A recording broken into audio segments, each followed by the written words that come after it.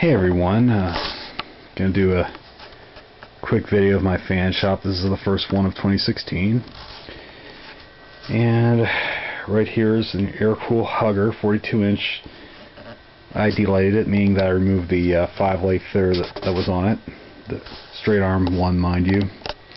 Showed you that in another video. Cool sign. And right here is a Palm Air Pacific Breeze, and I didn't do a video of this one in particular, but I'm going to give it to another collector, and it had some bearing issues, and I had to put some oil on them, so hopefully that fixed it up.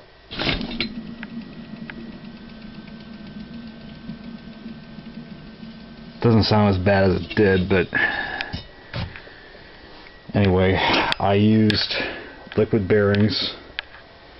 Got that off Amazon.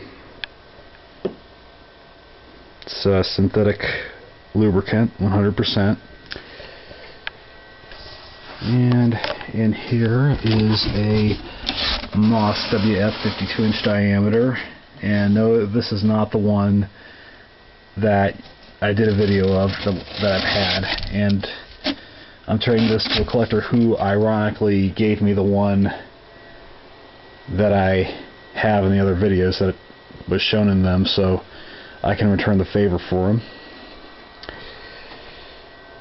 This is a Murray Feist Apex. It's got a little blemishes on it, but that's okay.